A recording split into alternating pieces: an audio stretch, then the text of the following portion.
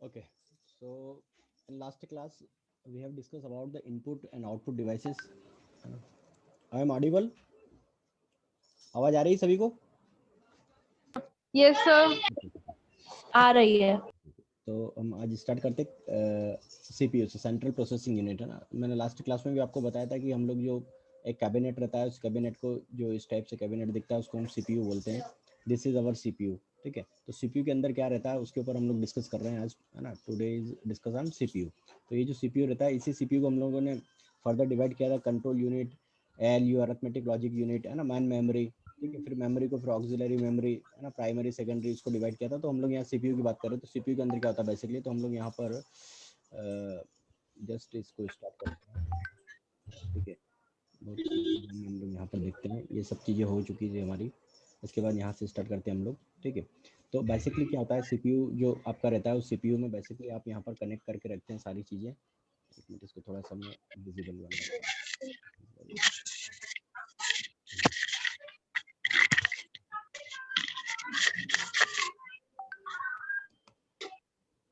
ठीक है, तो इसमें सीपीयू में बेसिकली ये हमारा सीपीयू रहता है, जिसमें हम लोग इसको थोड़ा और छोटा कर लेता हूँ तो आपको एक ही इमेज पे दिख जाएगा।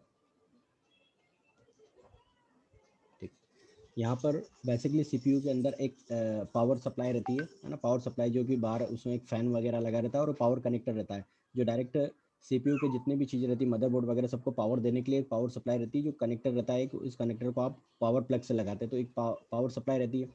उसी पावर सप्लाई, यही पावर सप्लाई रिस्पॉन्सिबल है पूरे सीपीयू को पावर देने के लिए। किसको कितना वाल्ट पावर देना है, ये सब डिपेंड करता है इस पावर सप्लाई के ऊपर। तो इसमें डिफरेंट टाइप की केबल्स होती है, तो अलग अलग केबल पर अलग अलग टाइप का पावर इसको पूरे मदरबोर्ड में दिया जाता है। तो ये पावर सप्लाई है। अगर कभी भी सीपीयू बंद होता है तो सबसे पहले हम लोग क्या करते हैं, पावर सप्लाई को चेक करते हैं कि पावर भी आ रहा है कि नहीं आ रहा है। अगर पावर आ रहा है तो इट्स ओके, तो फिर नेक्स्ट हम लोग फिर मदरबोर्ड पे जाते हैं कि मदरबोर्ड में कहाँ से प्रॉब्लम आ रहा है। सेम चीज़ उसके बाद होता है हमारा मदरबोर्ड। मदरबोर्ड जो कि मदरबोर्ड में और आगे भी आपको बताऊंगा, है ना। अभी समझो मदरबोर्ड, मदरबोर्ड मतलब मेन चीज़। तो ये मदरबोर्ड इसको इसलिए बोलते हैं क्योंकि इसी से सारी चीज़ें कनेक्ट होती है ना। सब जितने भी जंपर वगैरह सब कनेक्ट रहेंगे वो यहाँ से कनेक्ट रहेंगे, जितनी भी केबल कनेक्ट रहेगी वो इससे कनेक्ट रहेगी। ठीक है, तो ये है हमारा मदरबोर्ड। ठीक है, मदरबोर्ड में क्या क्या होता है उसको हम लोग आगे डिस्कस करेंगे। अभी जस्ट सीपीयू का जो हम लोग कैबिनेट देखते हैं उसकी बात कर रहे हैं। फिर यहाँ पर एक डीवीडी राइटर होता है, जिसमें हम लोग डीवीडी को रीड राइट दोनों करते हैं, है ना। राइट करना हो तब भी आप ये डीवीडी राइटर लगाते हैं। ठीक है, रीड करना हो तब भी, अगर कोई डीवीडी आपको देखना हो तो उसके लिए यहाँ पर डीवीडी राइटर होता है। ठीक है, पहले सीडी हुआ करते थे, आजकल डीवीडी होने लगे। ठीक है, इसके बाद आपको यहाँ पर सीपीयू, ये जो रहता है सीपीयू फैन और सीपीयू, तो सीपीयू को भी हम आगे देखते हैं कि सीपीयू कहाँ लगता है। तो यहाँ मदरबोर्ड में इस जगह सीपीयू लगता है, इसी के ऊपर एक फैन लगता है जो उसको कूलिंग करता है। कूलिंग करने के लिए एक फैन लगाया जाता है जो कि इसको कूल करता है, जो इसकी हीट है, आप इसकी हीट को वो बाहर एग्जॉस्ट करता है। तो कभी भी आप अगर उसके ऊपर देखेंगे तो बहुत सारी हीट उसमें बाहर आती रहेगी, जो गर्म हवा बाहर आती है तो वो रहती है, वो यहाँ से ये जो एग्जॉस्ट फैन रहता है, ये एग्जॉस्ट फैन इसके ऊपर लगा रहता है। जब ये वर्किंग करता है और उसमें हीटिंग होती है तो उस हीट को बाहर करने के लिए इसके ऊपर ये फैन लगाया जाता है ना। ये है सीपीयू, सेंट्रल प्रोसेसिंग यूनिट, जिसके अंदर सब कुछ जितने भी चीज़ें रहती हैं इन सबको कंट्रोल करने का इसी के अंदर रहता है। इसमें कंट्रोल यूनिट भी होती है, इसमें आपका एएलयू अरिथमेटिक लॉजिक यूनिट भी होती है। तो वो सारी चीज़ें जो रहती है वो इसके अंदर रहती है। ठीक है, उसके बाद यहाँ पर रैम के लिए जंपर होता है, ये रैम के लिए जंपर होता है। रैम क्या है वो भी हम लोग समझेंगे। This is the primary type of memory. ठीक है, रैंडम एक्सेस मेमोरी बोलते हैं जिसको। रैंडम एक्सेस और रीड ओनली दोनों टाइप की मेमोरी यूज में होती है। This is random access memory. फिर उसके बाद होता है VGA card. VGA card is a graphical card, जो कि ग्राफिक्स के लिए यूज में आता है। इसमें फैन वगैरह लगा रहता है तो हीटिंग रहती है, उस हीटिंग को बाहर फेंकने के लिए काम में आता है। ठीक है, उसके बाद रहता है साउंड कार्ड, जो कि साउंड के लिए यूज में आता है। ठीक है, इसके बाद रहती है हार्ड डिस्क। हार्ड डिस्क के अंदर जो आपकी सेकेंडरी मेमोरी रहती है, वो सेकेंडरी मेमोरी का डेटा जो स्टोरेज करने के लिए रहता है ना। तो जो भी आप मूवीज़ वगैरह या जो भी डेटा आपको जो भी आपको पीडीएफ वर्ड ये वो दुनिया की सारी चीज़ें जो डेटा स्टोर करके रखते हो वो यहाँ पर रखते हो, है ना। ये रैम रैम की एक लिमिट होती है। ठीक है, तो इसमें कम डेटा स्टोरेज होता है और इसका फंक्शन अलग होता है। और ये जो रहता है एक्सटर्नल हार्ड डिस्क, या हार्ड डिस्क को आप इसको, या सेकेंडरी मेमोरी को, तो इसकी लिमिट आप डिपेंड करता है कितनी भी, 500 जीबी ले लो आप, 1000 जीबी, जो भी टेराबाइट 1 टेराबाइट की हो जाती है, तो इसे आप ले सकते हो अकॉर्डिंग टू योर रिक्वायरमेंट। ठीक है, फिर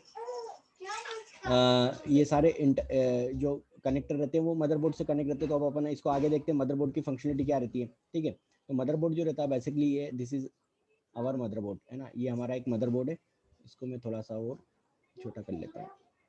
ठीक, तो यहाँ पर हम लोग मदरबोर्ड को जब देखते हैं तो ये मदरबोर्ड है, तो इस मदरबोर्ड में डिफरेंट टाइप के जंपर्स वगैरह लगे रहते हैं ना। तो हमने जो सीपीयू की बात करी थी, जो प्रोसेसर रहता है वो प्रोसेसर हमारा यहाँ पर पेस्ट होता है, एक पेस्टिंग गम आता है, उससे पेस्ट किया जाता है, इसी के ऊपर फैन लगता है, जो हम लोग फैन की बात कर रहे थे, तो इसके ऊपर लगता है तो इसकी हीट को बाहर भेजता है। फिर यहाँ पर रैम लगाने के लिए ये स्लॉट होते हैं, this is slot for RAM, तो यहाँ पर रैम को इंसर्ट किया जाता है, ठीक है। फिर हार्ड ड्राइव के लिए ये यहाँ पर जंपर लगा हुआ है, तो यहाँ पर हार्ड ड्राइव कनेक्ट रहता है, ठीक है। डीवीडी राइटर के लिए यहाँ पर जंपर रहता है, उसमें डीवीडी राइटर कनेक्ट होता है, ठीक है। ऐसे ही यहाँ पर पीसीआई स्लॉट रहते हैं जो कि बस वगैरह को कनेक्ट करते हैं, ये बस कनेक्ट करने के लिए रहता है। इसके बाद यहाँ वीडियो कार्ड के लिए यहाँ पर साइड में जंपर लगे रहते हैं, तो अपन इसको मदरबोर्ड को और अच्छे से देखते हैं। दिस इज सेकंड, यहाँ पर हम लोग देखेंगे तो मदरबोर्ड को इसमें और ज़्यादा क्लियर हो जाएगा आपको, ठीक है, ठीक है। तो इतने सारे जंपर्स वगैरह रहते हैं इसके अंदर, है ना। फैन वगैरह यहाँ पर इसके ऊपर फैन लगता है ना। ये प्रोसेसर लगा है, इस प्रोसेसर के ऊपर भी फैन लगाने के लिए ये सॉकेट लगा है, ठीक है, सीपीयू फैन, ठीक है। तो यहाँ पर सीपीयू फैन लगता है, ये सीपीयू सॉकेट है, यहाँ पर सीपीयू, इसके अंदर सीपीयू लगता है, सेंट्रल प्रोसेसिंग यूनिट जो बोलते हैं, ठीक है। यहाँ पर पावर कनेक्टर, ये जो आपका जो हम लोगों ने पावर पढ़ा था, वो पावर का जो पावर सप्लाई रहती है, उस पावर सप्लाई का कनेक्टर यहाँ से लगता है, यहाँ पर कनेक्शन होता है, उसके बाद फिर पावर पूरे सिस्टम में जाता है, ठीक है। उसके बाद फिर ये डिफरेंट टाइप के स्लॉट्स होते हैं, ठीक है, ठीक है। तो यहाँ पर हम लोग रैम जो लगाते हैं वो यहाँ पर इसमें रैम को हम लोग इंसर्ट करते हैं, ठीक है। ये this is the connector of RAM, ये रैम का कनेक्टर है। उसके बाद फिर यहाँ पर इनको ये पीसीआई स्लॉट रहते हैं, है ना, जो अलग अलग जो बसेस वगैरह कनेक्ट होती है। फिर ये सीमोस बैटरी जो आपको जो आप देखते हैं ना, आपका टाइम टू अपडेट रहता है, टाइम अपडेट रहता है, उसके लिए जैसे ये टाइम अपडेट है 12:30 हो रहा है, तो उसके लिए यहाँ पर फिर सीमोस बैटरी रहती है। ये सीमोस बैटरी का बहुत फंक्शन रहता है, अगर ये निकाल दी जाए तो आपका टाइम वगैरह सब कुछ गड़बड़ हो जाता है, ठीक है। तो इसका बहुत इंपॉर्टेंट फंक्शन है, ठीक है। उसके बाद कनेक्टर, कनेक्टर जो डिफरेंट टाइप के आपके ऑडियो के लिए जो आप सुनते हैं, है ना, तो उसके लिए कनेक्टर यहाँ पर रहते हैं। फिर ये सारे कनेक्टर है, जहाँ पर आप ये इंटरनेट वगैरह की केबल यहाँ लगाते हैं, यहाँ पर आप यूएसबी ड्राइव लगाते हैं, this is another type of connector. फिर आपके यहाँ पर जो आप ये माउस जो माउस के लिए आप या माउस कीबोर्ड को जंप यहाँ पर लगाते हैं ना, यूएसबी माउस वगैरह लगाते हैं या कीबोर्ड लगाते हैं, उसके लिए रहता है। यहाँ पर यूएसबी ये अलग कनेक्टर है, ये अलग कनेक्टर है। तो ये वाले पुराने पहले गोल्ड कनेक्टर आया करते थे, तो गोल्ड कनेक्टर इसमें लगाए जाते हैं। आजकल तो माउस और कीबोर्ड के लिए यूएसबी वाले आने लगे हैं, तो वो भी ठीक है। पहले पुराने ये ऐसे थे, है ना, ऐसा सर्कुलर टाइप कनेक्टर हुआ करते थे, ठीक है।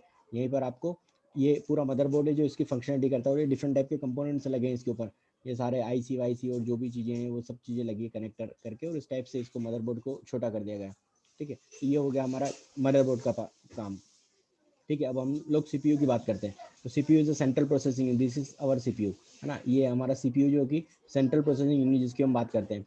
तो ये बेसिकली क्या है, this is the brain of computer, ये कंप्यूटर का ब्रेन होता है, मतलब सारी चीज़ें इसी के अंदर होती है। CPU perform all type of data processing operation, सारे टाइप के जो डेटा प्रोसेस ऑपरेशन होते हैं वो कौन परफॉर्म करता है, सीपीयू, ठीक है।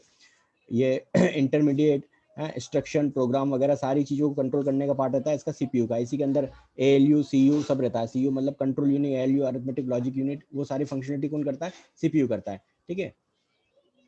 इसके फिर अपने खुद के पार्ट होते हैं जिसमें कंट्रोल यूनिट, एएलयू और मेमोरी मैनेजमेंट। तो मेमोरी मैनेजमेंट को अपन देख लेते हैं, मेमोरी में किस किस टाइप की मेमोरी रहती है, तो यहाँ पर हम लोग इसकी बात कर रहे हैं, ठीक है। तो ये मेमोरी यूनिट, कंट्रोल यूनिट और arithmetic logic unit, this is also again the part of CPU. तो सीपीयू के अंदर मेमोरी, तो मेमोरी में फिर हमारी प्राइमरी सेकेंडरी दोनों टाइप की मेमोरी आ जाएगी, ठीक है।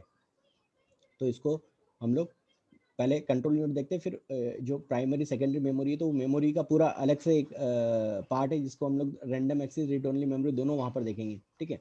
तो अभी पहले हम लोग कंट्रोल यूनिट देखते हैं, फिर मेमोरी देखेंगे, ठीक है।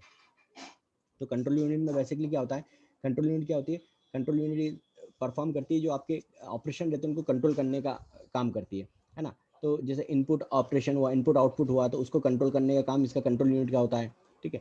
ऐसे एएलयू अरिथमेटिक लॉजिक यूनिट, तो अरिथमेटिक लॉजिक यूनिट में आपको दो टाइप से, एक तो अरिथमेटिक ऑपरेशन में आपके कौन से आ गए, एडिशनल, सब्सट्रैक्शन, ठीक है, मल्टीप्लिकेशन, डिवीजन, ये सब आपके अरिथमेटिक ऑपरेशन है जिसको परफॉर्म करता है ये अरिथमेटिक लॉजिक यूनिट, ठीक है। सेम लॉजिकल ऑपरेशन में क्या होता है, लॉजिकल ऑपरेशन में जो कैलकुलेशन का पार्ट होता है, कैलकुलेशन जैसे किसी को कंपेयर करना, सिलेक्शन करना, मैचिंग करना, है ना। जैसे सपोज करो आपने डेट ऑफ बर्थ लिखी और आपकी जो एज है वो ऑटोमेटिक कैलकुलेट होकर आ रही है, तो this is another type of logical function, मतलब लॉजिक लगा हुआ वहाँ पर, ठीक है।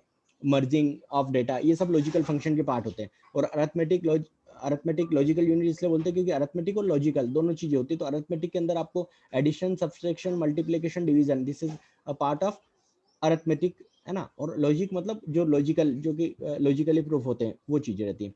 उसके बाद आपको मेमोरी के अंदर cache memory, primary, main memory और सेकेंडरी मेमोरी। हाँ, यहाँ पर ये मेमोरी का पार्ट आ गया, तो अब अपन इसको देख लेते हैं मेमोरी का। तो कैश मेमोरी जो रहती है, जो बेसिकली जो सीपीयू के अंदर रहती है ना, very high speed semiconductor device से बनी हुई रहती है मेमोरी, है ना। और इसका जो मतलब स्पीड बहुत ज़्यादा रहती है। सेमीकंडक्टर मतलब जो हमने मदरबोर्ड के अंदर देखे थे कुछ कंडक्टर लगे हुए, ऐसे सेमीकंडक्टर डिवाइसेस रहते हैं छोटे छोटे, जिनके अंदर ये लगे रहते हैं और उससे ये मेमोरी बनती है बेसिकली, ठीक है। तो ये इस टाइप से इसका जो है फिगर आप देख रहे हैं इस टाइप से। अब कैश मेमोरी का फंक्शन क्या रहता है? Cache memory is faster than the main memory से बहुत ज़्यादा फास्ट होती है, बिल्कुल होती है ना। It consume the less access time and compare to the main memory की कंपेयर में ये जो है टाइम कम लेती है ना। बेसिकली कैश मेमोरी क्या करती है कि एक बहुत छोटे, जैसे सपोज करो सिंपल सा एग्जांपल मैं आपको देता हूँ इसके लिए। क्या होता है कि जैसे कुछ ऐसा छोटा काम करवाना है, कैसा किस टाइप का काम करवाना है, जैसे सपोज करो कि अगर हम एकेडमी का एग्जांपल लें तो बहुत सारी चीज़ें ऐसी होती है जो आपको डायरेक्ट डिपार्टमेंट से आती है ना। जैसे एक लेक्चर हुआ तो लेक्चर तो आपका पूरा सेमेस्टर चलेगा, लेकिन जैसे टाइम टेबल हुआ तो पर्टिकुलर एक ऐसा ये है कि जैसे जैसे हम लोग रिजल्ट देखते हैं, तो रिजल्ट एक टाइम की एक्टिविटी है जो कि पर्टिकुलर टाइम, जैसे सपोज करो कि आपका दिसंबर में रिजल्ट आउट हो रहा है, तो दिसंबर मतलब एक पर्टिकुलर डे होता है उसका। तो वैसे ही जो कैच मेमोरी रहती है, उस कैच मेमोरी से बहुत लिमिटेड काम लिए जाते हैं, लेकिन ये फास्टर होती है क्योंकि इसमें क्या डेटा जो रहता है वो डायरेक्ट आपके सीपीयू से कनेक्ट रहता है, उसी से फेचिंग करता है, ठीक है। लेकिन इसकी जो कैपेसिटी होती है वो बहुत लिमिटेड होती है, बिल्कुल होती है इसकी, है ना। और एक्सपेंसिव भी होती है, कैश मेमोरी एक्सपेंसिव भी होती है। और इसकी क्योंकि ये सेमीकंडक्टर से बनी है तो डायरेक्ट आपके सीपीयू से कनेक्ट होती है, तो क्या करती है कि डेटा का जो फेचिंग करती है वो बहुत ईजी करती है। तो जहाँ पर रिक्वायरमेंट रहती है वहीं पर हम लोग कैश मेमोरी का यूज़ करते हैं, ठीक है। फिर प्राइमरी मेमोरी में आ जाओ। प्राइमरी मेमोरी जो रहती है आपकी, जिसको आप रीड और रैम और रोम बोलते हैं। तो RAM RAM random access memory और ROM for read only memory. तो रैम तो आपने जो आपके कंप्यूटर सिस्टम है उसमें आप देखते हैं वो आपकी होती है रैंडम एक्सेस मेमोरी, यानी जब रैंडमली नीड लगती है डेटा को तो वो वहाँ से मेमोरी को एक्सेस करता है। जैसे आपने देखा 2 GB रैम है, 4 GB रैम है, ठीक है।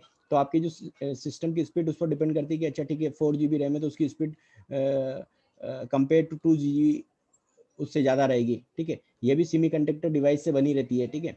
तो इस टाइप से जो रहती है ये इस टाइप की आपने स्लॉट देखे होंगे आपके कंप्यूटर के अंदर लगे हुए, दिस इज द रैम, है ना। और रोम क्या होता है? रोम होता है जो फिर इसमें भी फर्दर इसको डिवाइड किया गया है अलग अलग टाइप से। तो इसके कैरेक्टरिस्टिक्स देख लो। This are the semiconductor memory, बिल्कुल होती है semiconductor. It is known as the mem memory, ठीक है। Usually वायलेटल memory. वायलेटल मतलब क्या होता है, जब सिस्टम को बंद करते हैं तो ये मेमोरी मतलब वहाँ से मेमोरी से डेटा आपका जो रहता है वो फ्लैश हो जाता है, मतलब उसको वो खत्म हो जाती है। जैसे जो भी डेटा आपने कर रहा है, जैसे आप कंट्रोल वी करके आप जैसे कॉपी पेस्ट कर रहे हो, जिससे सिस्टम को रिस्टार्ट किया तो वो कंट्रोल-C वाला जो कुछ समय के लिए पर्टिकुलर स्टोर किया था वो आपको अगर नेक्स्ट टाइम अगर आप करोगे तो वो चीज़ें उससे खत्म हो गई। मतलब क्या रहा कि जब सिस्टम को बंद किया, स्विच ऑफ किया, तो वो उसने जो मेमोरी का जो डेटा स्टोर किया था, जो पर्टिकुलर टाइम के लिए कह रहा था, वो मेमोरी उसमें से वो मेमोरी उसने लॉस हो गया। तो इसको बोलते हैं अपन मेन मेमोरी, ठीक है। फिर सेकेंडरी मेमोरी की बात करें हम लोग, तो सेकेंडरी मेमोरी में आपको आती है हार्ड डिस्क आ गई, आपका डीवीडी, सीडी रोम, ये सारी चीजें इस टाइप की जो आती है, एक्सटर्नल डिवाइस जो लगा सकते हो, वो सारी आपकी सेकेंडरी मेमोरी होती है ना। और मेन मेमोरी को आपको कहाँ पर लगाना पड़ता है? जो प्राइमरी मेमोरी रहती है वो आपके मदरबोर्ड के अंदर ही, वहाँ पर ही जंपर वहाँ पर कनेक्टर लगा रहता है, उसी कनेक्टर के अंदर आपको इसको लगाना पड़ता है, ठीक है। ये मैग्नेटिक ऑप्टिकल मेमोरी होती है ना। ये कंपेयर टू आपकी जो होती है ये नॉन वायलेटल होती है, क्योंकि कैसे होती है कि जैसे सिस्टम बंद भी हो जाता है तब भी इस मेमोरी को कोई फर्क नहीं पड़ता है। यानी कि आपकी अगर सपोज करो कि डेटा या प्रोजेक्ट या जो भी आपकी मूवीज वगैरह स्टोर्ड है, स्टोर्ड किस फॉर्मेट में, यहाँ पर जैसे ये जो आपका हार्ड डिस्क है इसके अंदर स्टोर है, तो वो वैसी ही रहेगी, सिस्टम बंद हो चालू हो उससे इसको कोई फर्क नहीं पड़ता है। अनटिल अनलेस कि अगर आपका हार्ड डिस्क खराब नहीं हो, जब तक हार्ड डिस्क खराब नहीं हो तब तक आप उसको कितनी बार यूज कर सकते हो। अगर खराब हो गई तो फिर तो कोई उसका वापस से अपन उसको एक्सेस नहीं कर पाते हैं, है ना। तो रैम में भी बहुत फिर अलग अलग टाइप की आती है ना। स्टैटिक रैम, डायनेमिक में रैम, फिर इनको अलग अलग और आगे इसको डिवाइड किया गया है। तो इतना बहुत ज़्यादा अपने को अंदर जाने की जरूरत नहीं, लेकिन फिर भी आपको एक अवेयरनेस होना चाहिए कि जैसे रैम है तो 2 टाइप की हो गई, स्टैटिक, डायनेमिक। तो नाम से क्लियर हो रहा है, स्टैटिक यानी कि जो डेटा है वो आपका बिल्कुल स्टैटिक फॉर्मेट में रहेगा, और डायनेमिक मतलब चेंजेबल फॉर्म। यानी डायनेमिक रैम में क्या रहता है कि डेटा आपका चेंज होता रहता है। तो इसको इतना क्योंकि ये तो बहुत ज़्यादा आपको टेक्निकल हो जाएगा, तो आप केवल इसको अवेयरनेस के लिए आप इसको याद रखो, है ना। बहुत ज़्यादा इतना अंदर आपको जाने की जरूरत नहीं है। इसके कैरेक्टर्स दिए है ना, लॉन्ग लाइफ होती है, no need to refresh, faster, use as the cache memory, है ना, लार्ज साइज की होती है, एक्सपेंसिव होती है और हाई पावर होती है। सिमिलर टू जो रहती है डायनेमिक मेमोरी रहती है, वो शॉर्ट डेटा लाइफ टाइम होता है, मतलब उसका लाइफ टाइम का जो डेटा रहता है बहुत कम रहता है ना। स्मॉल साइज की होती है कंपेयर टू एस रैम, मतलब स्टैटिक रैम से ये जो रहती है लेस एक्सपेंसिव होती है ना। पावर भी कम कंज्यूम करती है डायनेमिक रैम, ठीक है। तो डायनेमिक में क्या रहता है कि डायनेमिक में चेंजेबल, मतलब उसको वेरिएबल मेमोरी भी बोलते हैं, तो वो डेटा को चेंज करती रहती है, ठीक है। तो ये आपको रैम का फिर इसके अलावा फिर आप रोम की बात करते हैं, है ना, रीड ओनली मेमोरी। तो रीड ओनली मेमोरी में क्या होता है, बेसिकली जो आपके डिवाइस होते हैं, जैसे किस टाइप के डिवाइस, जैसे आप वॉशिंग मशीन, माइक्रोवेव, इनके अंदर जो लगी रहती है वो मेमोरी होती है आपकी रोम, है ना। ये यहाँ पर क्या रहता है, जो हमारे सिस्टम जो रहते हैं, जैसे कंप्यूटर के अंदर रैम लगी रहती है, और वहाँ पर क्या होता है, वहाँ पर कोई प्रोग्रामिंग नहीं करता। वहाँ पर एक बार आपने इसके ऊपर प्रोग्रामिंग कर दी, वो प्रोग्रामिंग करके आपने लगा दिया कि जैसे सपोज करो वॉशिंग मशीन का फंक्शन है, कि उसको एक पर्टिकुलर फंक्शनलिटी कर दी कि ये चीज़ें होना चाहिए, तो आपने उसमें प्रोग्रामिंग करके और उसके ऊपर आपने क्या करा, उसको बर्न कर दिया, बर्न करके और इसको आपने चिप को लगा दिया, तो ये चिप वही काम करेगी जो उस वॉशिंग मशीन के फंक्शन के अंदर लिखा हुआ है। मतलब एक इसको रीड ओनली मेमोरी बोलते हैं, मतलब ये केवल रीड करी जाती है ना। इसमें कोई ऐसा जैसे सिस्टम बंद हो जाए, चालू हो जाए, तो उससे कोई फर्क नहीं पड़ता है, ठीक है।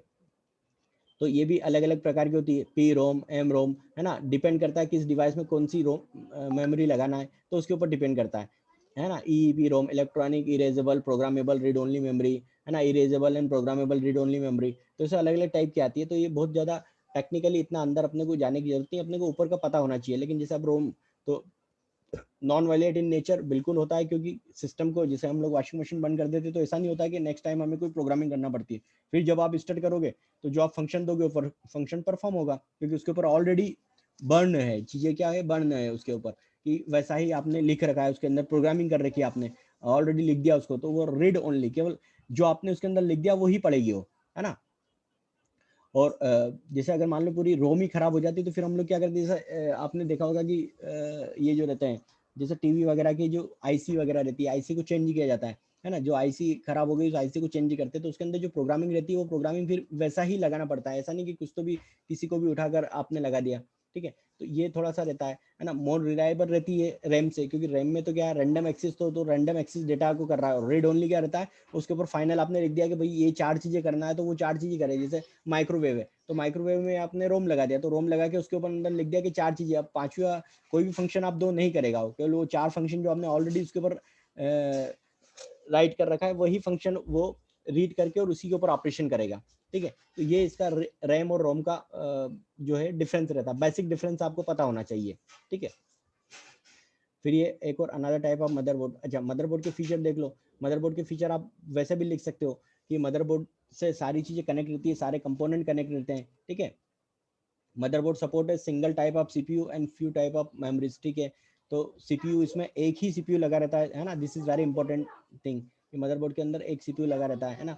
Video card, hard disk, sound card, है ना, ये सारे जो मदरबोर्ड के अकॉर्डिंग टू कंपेटिबिलिटी, है ना, उसकी कंपेटिबिलिटी चेक करके लगाए जाते हैं, ठीक है। Motherboard case power supply must be compatible with the proper, ठीक है। तो ये सारी चीजें हमने ऊपर देखी है, मदरबोर्ड में सब चीज कंपेटिबिलिटी के हिसाब से लगती है ना।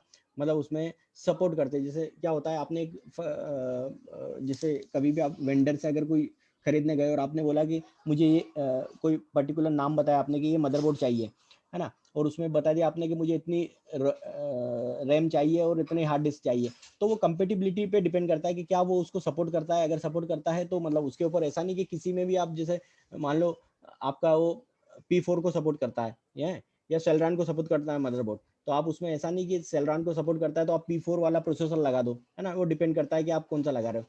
इतने सारे कंपनी के तो ऑलरेडी फाइंड किए हुए मैंने, जैसे इंटेल का होता है, आसूस का मदरबोर्ड होता है ना। ए ओपन, एविट्स, है ना, बायोस्टार, गीगाबाइट्स, MSI, बहुत सारे टाइप के मदरबोर्ड्स होते हैं, है ना, अलग अलग टाइप के कंपनीज है जो कि इतने टाइप के मदरबोर्ड, अलग अलग कंपनियां हैं सब, तो सबके अपने अलग अलग टाइप के मदरबोर्ड होते हैं और इनकी कॉस्टिंग भी अलग अलग होती है, इनकी कंपेटिबिलिटी भी अलग अलग होती है, सब में किसी में आपको कोई 2 GB को सपोर्ट करता है, कोई 4 GB को करता है, कोई 8 GB को सपोर्ट करता है, तो डिपेंड करता है कि आपकी रिक्वायरमेंट क्या है, आपके ऑर्गेनाइजेशन की नीड क्या है ना, आपको किस टाइप का मदरबोर्ड लगेगा, आपको कितना डेटा फेच करना है। फिर उसके बाद जैसे आपने कभी भी सुना होगा तो एग्जाम होती है, मान लो सपोज करो कोई एग्जाम होती है या रिजल्ट आता है, उसी दिन क्या होते हैं कि सिस्टम फेल हो जाते हैं, तो वो डिपेंड करता है कि आपने किस टाइप का कॉन्फ़िगरेशन है आपका, है आपका सर्वर का कॉन्फ़िगरेशन क्या है, तो उसके अकॉर्डिंग फिर मदरबोर्ड आपको लगाना पड़ता है। तो ये सारी चीज़ें जब डिज़ाइन किया जाता है तब आपको ये सब चीज़ें देखना रहती है, ठीक है।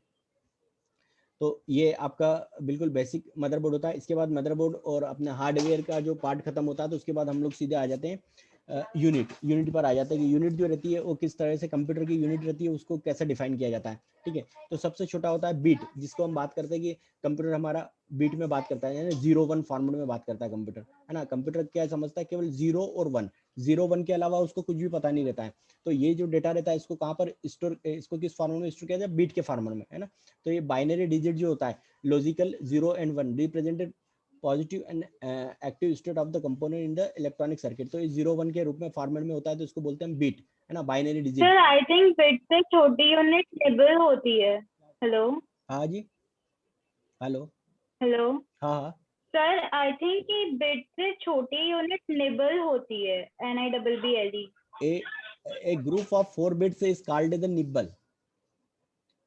A group of 4 bits, bit is yes है सर ना। एंड सर और 8 बिट, सर हाँ 8 बिट के कलेक्शन को वन वन बाइट बोलते हैं मे बी। बिल्कुल बिल्कुल, ये सब लिखा हुआ मैंने, 1 to 1 ये लिखा हुआ। A group of 8 bits is called the bytes, and byte is also is the smallest unit yes which can represent the data and the character, ठीक है। तो ये सारी चीजें एक के बाद एक लिख रखा है मैंने, ये सारी चीजें जो इनका जो यूनिट रहती है ना, ये यूनिट आप याद रखिए, ये बहुत इंपॉर्टेंट यूनिट है, ये आपको काम में आएगी, ये वर्ड, है ना, लेंथ। फिर उसके बाद यूनिट को फिर हम लोगों ने यहाँ पर अलग से डिफाइन भी किया है, जैसे यहाँ पर ये आपको अच्छे से समझ में आएगा, है ना। 1 kilobyte equal to 10 to 24 bytes, है ना, ठीक है। फिर इसको जैसे ये मेगाबाइट की यूनिट है, फिर ये गीगाबाइट की यूनिट है। 1 megabyte equal to 10, 1 megabyte equal to 10 to 24 kb is a gigabyte. 1 gigabyte equal to 10 to 24 MB is a terabyte, and 1 terabyte equal to 10, hello hello hello, connect हो गया क्या, hello, yes okay sir you are okay audible. Okay okay, ठीक है। तो hello ये हाँ जी हाँ जी, तो ये जो है आपको ये इस टाइप से यूनिट आपको याद रखना है, ये आपके यूज़ के लिए बहुत अच्छी है। वैसे बेसिकली क्या होता है कि जब हम लोग कंप्यूटर में काम करते हैं तो उसके लिए जो बहुत सॉफ्टवेयर हार्डवेयर के लिए काम करते हैं उन लोगों के लिए ये बहुत इंपॉर्टेंट डेटा रहता है। और दूसरा, जब हम लोग नंबर सिस्टम पढ़ेंगे, अगर नंबर सिस्टम हमारे इसमें होगा तो नंबर सिस्टम जब हम पढ़ते हैं तो वहाँ पर हमारे लिए यूज़ में आती है ये चीज़ें, कि जब आप नंबर सिस्टम में जब नंबर सिस्टम जैसे आपके जो डेसिमल टू बाइनरी करते हैं, बाइनरी टू ऑक्टोडेसिमल करते हैं ना, फिर हेक्साडेसिमल करते हैं, ऐसे नंबर सिस्टम होता है, तो नंबर सिस्टम के लिए यूज में आती है। फिर तो यह भी अपने को पता होना चाहिए 8 की, जैसे 1 टेराबाइट, तो 1 टेराबाइट में 10 to 24 GB मेमोरी होती है, मतलब इतना गीगाबाइट होता है ना। फिर गीगाबाइट के बाद पीटाबाइट होता है, तो पीटाबाइट में 1 पीटाबाइट इक्वल टू 10 to 24 टेराबाइट। फिर ऐसे जैसे यहाँ से उल्टा लो आप, 1 पीटाबाइट से कम होता है टेराबाइट, फिर टेराबाइट से कम होता है आपका गीगाबाइट, फिर गीगाबाइट से कम होता है मेगाबाइट, फिर मेगाबाइट से किलोबाइट, फिर उससे फिर बाइट, ठीक है। तो ऐसा करके और ये चलता है, ठीक है। तो 10 to 24 byte equal to 1 kilobyte, फिर 10 to 24 kilobyte equal to 1 megabyte, फिर 10 24 मेगाबाइट इक्वल टू 1 गीगाबाइट, फिर 10 24 गीगाबाइट इक्वल टू 1 टेराबाइट, फिर 10 24 टेराबाइट इक्वल टू 1 पेटाबाइट। तो इस तरह से मेमोरी रहती है इसकी।